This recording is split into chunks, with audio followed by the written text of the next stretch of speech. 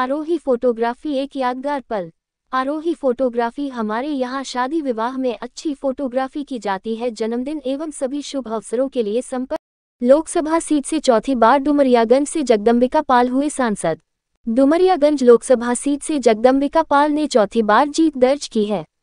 वह अपने निकटतम प्रतिद्वंद्वी सपा के कुशल तिवारी को करीब 44,000 वोटों से हराकर यहां के सांसद निर्वाचित हुए हैं। जगदम्बिका पाल ने मीडिया से बात करते हुए कहा कि उनकी जीत जनता को समर्पित है। डुमरियागंज लोकसभा की जनता ने उन्हें धर्म जात पात से ऊपर उठकर वोट किया है, इसके वह सदा रही रहेंगे। उन्होंने कहा कि देश इसी तरह से मोदी जी की अगुवाई में निरंतर आगे बढ़ेगा और वह जनता की सेवा लगातार करते रहेंगे।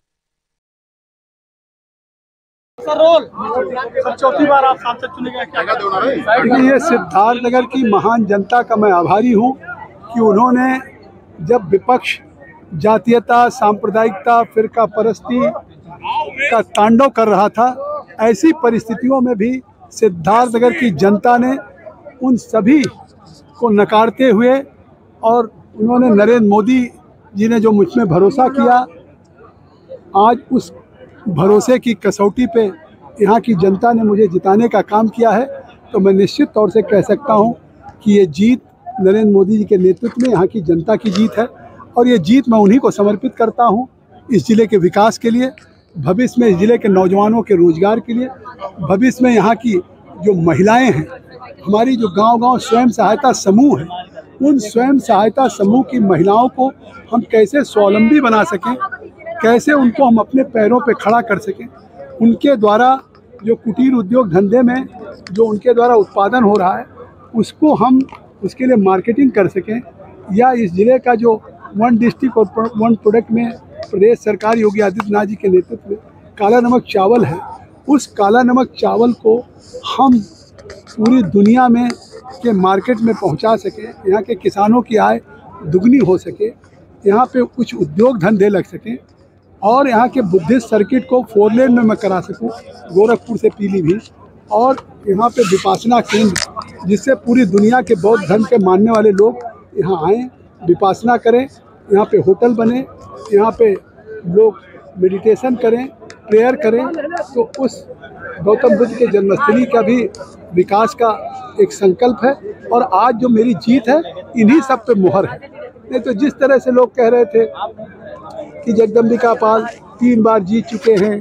परिवर्तन होना चाहिए, लेकिन जनता ने सिद्ध कर दिया कि अगर 5 वर्ष रात को 2 बजे मैं किसी के निमंत्रण में जा रहा हूँ, कहीं 12 बजे कहीं यज्ञ में, कथा में, रामलीला में जा रहा हूँ, किसी निकाह में, शादी में, किसी बर्थडे में, तो आज वो पूरी रात जो गांव की जनता है, आज उसने आशीर्वाद दे करके फिर से मुझे वो जिम्मेदारी दे दी है। मेरे पास शब्द नहीं है कि मैं किन शब्दों से अपनी उस सिद्धार्थनगर की महान जनता का धन्यवाद ज्ञापित कर सकूं, कृतज्ञता ज्ञापित कर सकूं। मैं तो केवल उससे अभिभूत हूं कि ऐसी परिस्थितियों में